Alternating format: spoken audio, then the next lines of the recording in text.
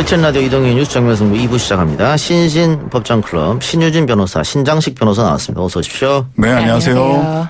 검찰 이야기부터 할 수밖에 없을 것 같습니다. 오늘 법무부가 검찰 고위 간부 인사를 논의하는 인사위원회를 열었는데, 인사위원회가 열면 검찰 인사 발표가 임박했다는 건데, 그 전에 윤석열 총장에게 10시 반까지 들어와라 논의하자 했더니 거부했단 말이죠. 그렇죠. 예.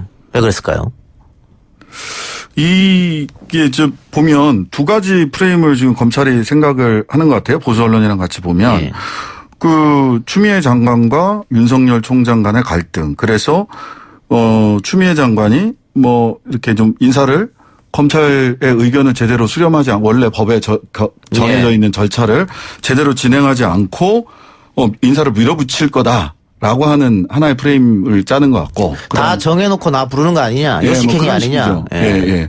그다음에 하나는 또 보수 언론에서는 청와대와 추미애 법무장관 간에 갈등이 있는 거 아니냐. 라고 하는 이 두 가지 프레임을 가지고 이 사건을 지금 이 사태를 지금 들여다보고 있는 것 같은데, 실제로는 대면해서 실제로 만나서 이야기하자라는 것을 다 거부하고 안을 보내라. 그러면 의견 주겠다라고 이야기하거든요. 그러니까 법무부 인사안을 먼저 보내면 우리가 그걸 보고 의견을 주겠다. 네. 근데 이제 만나서 직접 얘기하자는 건 또 거부하고 있다는 거죠. 그럼 어제 만났을 때도 35분간 만나면서 인사 얘기를 안 했을까? 그냥 좀 덕담만 나누고 헤어졌다라고 보기에는 굉장히 긴 시간 동안 사실은 구두로 뭔가 이야기가 오고 갔는데, 여기에 대해서 형식적인 직접 공문으로 문서로 보내라라고 하면서 꼬투리를 좀 잡고 있는 것으로 보여요, 사실.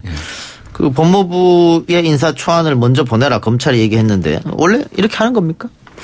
뭐 인사 같은 경우 사실은 이제 법상 그 의견을 듣고라는 게 규정이 되어 있는데 그 부분에 대해서 내부적으로 협의가 이루어진다면 이런 뭐 이제 보도라든지 이런 게 필요가 없었겠죠. 그런데 지금 어떤 협의가 되기 어려운 날카로운 지금 대립각을 세우고 있는 상태에서 새로운 법무부 장관이 임명이 됐고, 그래서 검찰총장이 어떻게 보면은 기존 법무부 장관을 한편으로는 끌어내린 상황이잖아요.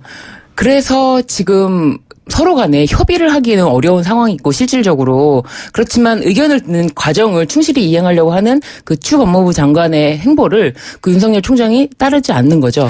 근데 예전에는 실은 저는 이렇게 뭐 그 인사나 또는 이런 법무행정이, 그러니까 법무부와 그 검찰 간의 법무행정이 공개적이고 또 서면에 의해서 왔다 갔다 하는 관행은 만들어질 필요가 있다고 생각을 해요. 왜냐하면 예전에는 청와대 비서실장, 민정수석, 법무부 장관, 검찰총장 다 검찰 출신이라서 실은 모여 앉아가지고 대략 퍼센테이지를 놓고 요 몫은 민정수석이 몇 퍼센트, 뭐 검찰총장이 몇 퍼센트, 법무부 장관이 몇 퍼센트, 비서실장이 몇 퍼센트 이렇게 인사안을 검찰들끼리 모여서 딸딸딸딸 했단 말이죠. 그러다가 이제 비검찰 출신 법무부 장관이 연속해서 지금 들어오면서 그러한 인사 관행이 사라져 가고 있는 거는 맞아요. 근데 그거를 그 형식적인 부분을 해서 대면 협의를 하자는데 대면 협의를 아예 거부하고 있는 거니까 이거는 책임 떠넘기기 아니냐. 그러면 인사위원회 전에도 들어오라 그랬는데 거부. 그럼 인사위원회 끝나서 만나자 그랬는데도 거부. 그럼 문서로 달라는 거예요, 계속 문서로. 그럼 법무부는 결국은 어떻게 강행하는 겁니까, 인사를? 저는 이 절차가 몇 차례 진행되고 나면 법무부에서는 사실 그 의견을 듣기 위해서 충분히 대면 접촉 내지는 또 오늘 원래 11시에 그 진재선 그 검찰국장인가요? 검찰부장. 법무부 검찰부장이 안을 가지고 가려고도 했었다라는 거잖아요. 대면하고 나면 문서로도 주겠다 했으니까 이 대면으로 같이 만나서 상의하는 절차를 윤석열 총장이 계속 거부한다면 인사를 진행할 수밖에 없는 거 아닌가요? 인사위원회가 결국 그래서 어떻게 됐습니까? 뭐 부결됐다는 얘기도 나오던데. 인사위원회가 진행이 됐고, 그 지금 뭐 새로운 검사장급의 인사에 대해서 뭐 면접을 했다 이런 얘기도 있고요. 그 지금 부결됐다는 보도가 지금 나온 건가요? 네.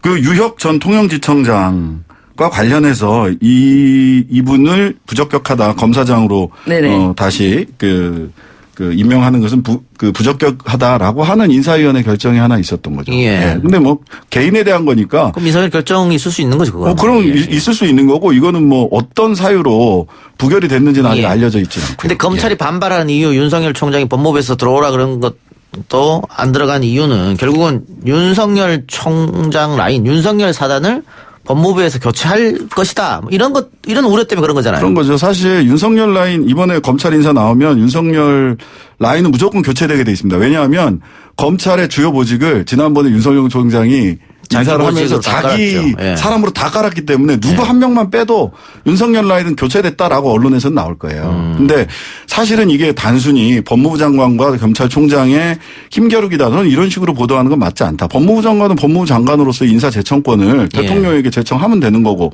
법정 절차에 따라서 검찰총장과 협의해서 올리면 되는 거거든요. 최종 인사권자는 대통령이니까요. 예. 사실은 윤석열 총장이 지금 대통령의 인사권에 법무부 장관과 대립하는 듯하지만 실은 대통령 인사권에 예. 어떤 방식으로는 개입하고 아니냐라는 비판은 면하기 예. 어려울 것 같습니다. 근데 지금 검찰이 반발하고 있고 야당은 만일 지금 수사하고 있는 사람들을 좌천시키거나 하면 이거는 직권 남용이니까 고발하겠다. 이런 문장을 놓고 있단 말이죠. 그렇죠. 그리고 수사부 지휘부 중에 가장 이제 윤석열 라인이라고 볼 수 있는 그 한동훈 부장이나 뭐 박찬호 부장을 교체하기는 저는 어렵지 않을까 하는 생각이 들어요. 그 특히 핵심 라인을 예. 완전 교체하기는 어렵지 않을까 하는 생각을 조심스럽게 해보는데 그러면 지금 말씀하신 것처럼 야당의 반발이라든지 그리고 검찰 내부의 그런 반발이 뭐 걷잡을 수 없을 것 같아서 협의의 양상 끝에서도 아주 과격한 인사까지는 안 가지 않을까 하는 예상이 듭니다. 저는 좀 우리가 단순히 지금 대립구도로만 이렇게 보는데 실제로 그러면 지금 윤석열 총장 라인에서 펼친 수사에 자기 책임 그러니까 선택적 수사, 선택적 정의에 의한 선택적 수사를 하고 있단 말이죠. 예. 이거는 그 정무적 감각이 지금 검찰이 너무 뛰어난지 어떤지 모르겠습니다만은 한동훈 부장은 그런 얘기를 해요. 자기는 칼잡이일 뿐이다. 박근혜 수사 때도 나는 내 칼을 쓴 거고 지금도 내 칼을 쓰고 있다. 예. 근데 그 칼이 왜 특정인에 대해서만 칼을 휘두르느냐라고 하는 것에 대한 책임을 우리 추미애 장관이나 우리 국민들이 얼마나 묻고 있는지 얼마나 물을 수 있다고 판단을 하는지가 결국은 예. 관건이 될 거라고 예. 보입니다. 예. 그러니까 특수통 검사들이 4개월 붙어서 계속해서 수사를 했는데 기소장이 엉망진창이다. 엉망진창이다. 이런 재판부한테 질책을 듣고 그리고 조국 장관 같은 경우는 결국은 불구속 기소로 결론이 났으니까 거기에 대한 책임은 누군가는 져야 되지 않겠느냐 이 말씀이죠. 예, 그런 거죠. 그리고 왜 그쪽만 수사하느냐는 거예요. 사실 수사해야 될 사람들이 뭐 나경원, 뭐 패스트트랙 수사 등등등 굉장히 많았는데 왜 한쪽에만 그렇게 현미경을 들이대고 큰 칼을 휘둘렀는지에 대한 책임을 예. 어떻게 평가받을 거냐. 근데 뭐 어쨌든 인사 결론이 나면 이 검찰 간부들의 반발성 사표도 나오지 않을까. 이미 추미애 장관 임명될 때 벌써 몇 명이 사표 써버렸거든요. 네. 그래서 지금 총 8석이 공석인데요. 그 반발성 사표도 나올 수 있기 때문에 뭐 지금 인사가 내일쯤 발표가 될 것 같은데 그때 좀 다시 한번 살펴봐야 될 것 같아요. 내일쯤 할 것 같습니까? 저는 내일 나올 것 같은데. 인사위원회까지 했으니까. 네. 더 기다리기는 힘들지 않을까. 알겠습니다. 내일 결과를 좀 지켜보고요. 오늘 이명박 전 대통령의 항소심 결심 공판이 열렸네요. 검찰이 어떻게 구형했습니까? 네, 검찰은 그 1심에서보다 구형을 높이 했는데요. 종합해서 그러니까 삼성 뇌물수수 혐의 그리고 횡령 혐의 다 종합해서 23년 벌금 320억, 그 추징금은 163억 원 이렇게 구형을 했습니다. 예, 징역형과 벌금도 늘어났는데 네. 조건부 보석으로 석방됐었지 않습니까? 네. 이렇게 되면 뭐 다시 들어갈 수밖에 없는 상황에 놓이지 않았나요? 예, 선고 나오면 들어갈 수밖에 없죠. 그래서 예상컨대 우리 이명박 대통령께서는 선고를 앞두고 좀 아프실 예정이지 않을까. 그 방법밖에는 이 구속을 면하기가 어려울 것 같아요. 예. 예. 오늘 재판정에서 이 전 대통령이 거친 언사를 하다가 재판부로부터 주의를 받기도 했다던데 왜 그렇습니까? 그 기존에 증인으로 나왔을 때 이혁수 전 삼성그룹 부회장이 증인으로 나왔을 때 그 미국 다스 소송 대납 경위 과정을 설명할 때 뭐 이 전 대통령이 그때 욕설을 하는 그 언사를 했기 때문에 재판부로 주의를 받은 사실이 있었죠. 예. 최후 진술도 있었나요? 오늘 최후 진술 했더라고요. 조금 아까 했는데 근데 이제 최후 진술 내용 보니까 뭐 만감이 교차한다, 국민에게 송구하다라는 얘기도 있었지만 이거는 뭐 공치사였던 것 같고 우리는 이명박 정부 임기 동안 사리사욕 없이 국가와 국민의 최선을 다했다. 그리고 지금 이 재판은 자신에 대한 재판이 아니라 우리나라의 정의가 살아있는지 가늠할 재판이다. 예. 뭐 이런 최후 진술을 예. 했더라고요. 자, 1심에서 징역 15년과 벌금 130억 원, 2심 구형이 23년에 320억 원 벌금형. 선고는 어떻게 날 거라고 예상하십니까? 1심에서 종합 15년이 선고가 났었는데 그거보다는 올라갈 것 같고 그래서 최소한 한 뭐 1심보다는 2년 정도는 늘어나지 많이 나올 않을까. 것이다. 네. 예. 최소한. 근데 이게 이제 이명박 전 대통령이 작전을 잘못 짜신 것 같아요. 여기 담당하고 있는 정준영 부장판사가 따뜻한 사법, 회복적 사법 이런 거 굉장히 좋아하시는 분이에요. 예. 조건부 석방할 때도 자신과 대화해봐라.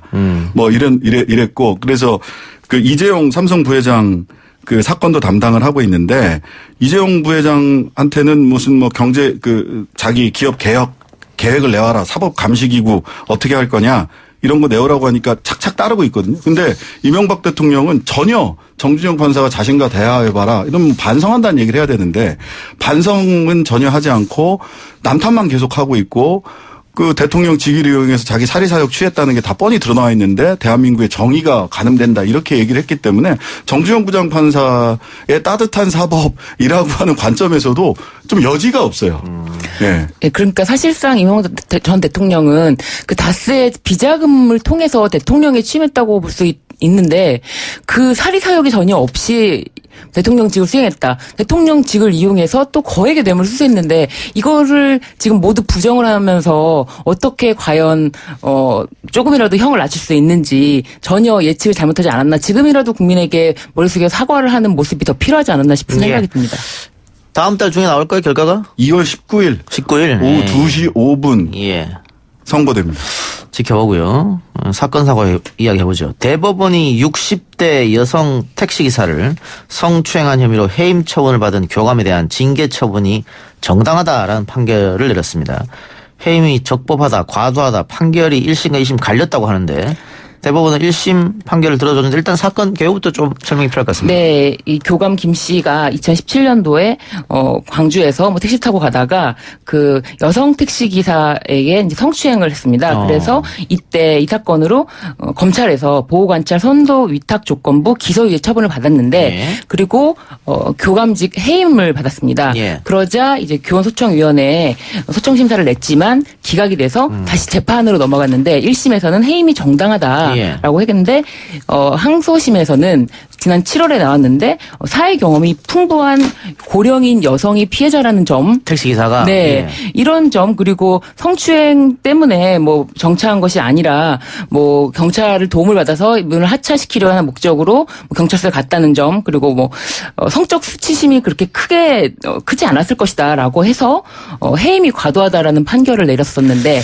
이번에 대법원이 2심 글쎄요. 판결을 뒤집은 예. 거죠. 2심 판결이 성적 수치심이 그다지 크지 않았을 것이다. 그것은 판사의 주관적 생각이잖아요. 아, 그러니까요. 그리고 사회 경험이 풍부하고. 그 말이 해서- 더 안 되는 것 같고. 예, 그 말이 더 안 되죠. 그럼 뭐 사회 경험이 풍부하면 누가 자기 때리면은 사회 경험 풍부한 사람은 덜 아픕니까? 예. 마찬가지죠. 성적 수치심이라는 게 20대고 30대고 40대고 성적 수치심이라는 건 똑같은 동일한 거죠. 근데 오히려 그냥 피해자와 합의했고 뭐 그게 차라리 낫지. 이 부분을 강조했다면 그럴 수 있다고 보이는데 이 다른 부분을 이야기하면서 이게 해임이 좀 과도했다고 판결한 거고 이상했다. 어쨌든 대법원은 1심 네. 판결이 맞다고 했네요. 네. 예. 그리고 교원의 지위에서는 그 성추행 한 번의 성추행으로도 뭐 기소유예를 받았든 안 받았든 한 번의 성추행만으로도 바로 해임이 가능할 수 있도록 다 이제 내규가 정해져 있기 때문에 이분에 대해서 해임 처분은 사실상 예. 내규에 예. 맞거든요. 그러니까 2심 판결하면서 술에 많이 취했다. 그건 변명이 안 되는 것 같고요. 그렇죠. 예. 또 지금 신 변호사 이야기처럼 다른 사람도 아니고 학생을 가르치는 교사라면 조금 더 도덕성이 더 좋아지고 나아야 네. 될 거 아닐까 그런 생각도 들어요. 학생들에게 윤리라든지 가치관에 대해서 얘기를 해야 되는데 자신이 그런 과오가 있는 분이 그런 얘기를 할 수가 없겠죠. 아무래도 예. 학교에서. 예. 이게 뭐 2심 판결 아까 잠깐 또 신 변호사 얘기했습니다만 사회 경험이 풍부하고 고령인 여성이기 때문에 성추행 수치감이 덜할 것이다 이런 이야기는 도대체가 어떻게 판사 입에서 나올 수 있을까 좀 이해가 좀 안 되는. 예. 아니 나이 든 사람은 맞으면 덜 아픈가요? 덜 아프세요? 그 과거에 모 정당 국회의원이 기자 성추행했다는 논란이 일었을 때 기자가 아니고 식당 아줌마인 줄 알았다 이렇게 변명했단 말이죠. 그렇죠. 식당 아줌마는 성추행해도 된다는 건가요? 똑같은 논리예요. 예, 그렇죠. 말이 안 되는 그런 논리인 것 같습니다. 예. 우리 판사들이 왜 이런 고리타분한 생각을 갖고 있을까? 비판을 많이 받았기 때문에 이번에 대법원에서 다시 한번 정당한 판결을 내린 네. 어떤 계기를 다시 주면서 이게 사실 7월 달에 이슈가 굉장히 크게 됐었거든요. 예. 그래서 어떻게 지금 피해자 입장은 전혀 고려하지 않는다. 피해자가 고령인 경우에 성적 수치심을 느끼는 경우에 대해서 어떻게 마음대로 이렇게 판단할 것이냐 비판이 굉장히 컸거든요. 그 당시에. 그러니까 보통 보면 이럴 때 이런 얘기들을 많이 해요. 그러니까 뭐 성적 자기결정권을 충분히 행사할 수 있었음에도 불구하고 제대로 행사를 못했기 때문에 뭐 이러면서 이제 오히려 피해자를 비난하거나 이런 경우가 있는데 성적 자기결정권은 행사 여부로 판단되는 것이 아니라 성적 자기결정권이 침해됐느냐의 여부로 판단해야 되는 거죠. 왜 성적 자기결정권을 가해자는 침해했느냐, 침해 사실이 있었느냐 이렇게 봐야 예. 되는데 뭐 각종 얘기를 들으면서 나이 들었으니까 수치심이 덜할 거다. 아, 자기 부모님이라면 자기 누나라면 그런 얘기 했을 수 있을까? 그러니까 대법원에서도 그 2심 판결의 그 부분을 콕 집어서 이야기했네요. 네. 피해자가 사회 경험이 풍부하다거나 상대적으로 고령인 점을 내세워 사안이 경미하다거나 비위의 정도가 무겁지 않다고 가볍게 단정 지을 것은 아니다라고 따끔하게 지적한 부분이 있으니까. 네. 알겠습니다. 어쨌든 대법원에서 바로잡았다는 얘기까지 전해드리고 자 신신법정클럽 오늘 여기까지인데요. 뉴스 정면수부가 다음 주부터 총선을 앞두고 개편에 들어갑니다. 그래서 오늘 신신법정클럽도 마지막 방송되겠습니다. 예. 이게 모든 지금 코너가 다 개편되고 패널도 다 바뀌는 그런 상황인데 두 분도 꽤 오랫동안 저희와 함께 해주셨으니까 차례대로 청취자 여러분들께 마지막 인사 한 번씩 해주시기 바랍니다. 예, 그동안 저의 어설픈 발음과 이런 숫사슴을 마지막으로 외치면서 여러분들 너무 감사하고 저는 앞으로는 유튜브 구독자로서 예. 또 이제 인사드리도록 하겠습니다. 예. 신유진 변호사의 발음 문자로 지적 많이 받았습니다. 예, 신장식 변호사님. 네네. 우리 신유진 변호사님이랑 신신법정클럽 너무 즐겁게 재밌게 잘 진행을 했고요. 또 YTN 이동영의 뉴스 정면승부 출연하면서 또 다른 방송에서도 또 많이 불러주셔가지고 예. 느닷없이 뒤늦은 나이에 방송을 좀 많이 하게 됐어요. 네. 또 이렇게 저도 또한 유튜브 구독자로서 또 YTN 이동영의 뉴스 정면승부 청취자로서 또 열심히 우리 청취자들과 함께 하겠습니다. 지금까지 많이 감사했습니다. 예. 예, 우리 뉴스 정면승부 이동영의 방송 출연자 사관학교라고. 여기서 배출을 많이 하고 발굴을 많이 합니다. 네. 여기서 발굴을 하고 뜨면은 다시 안 나오더라고요, 일로. 출연료가 너무 짜서. 네. 불러주세요. 언제든지. 고향처럼 생각하고. 예. 두 분 그동안 수고하셨고요. 다음에 또 봅시다. 고맙습니다. 네, 감사합니다.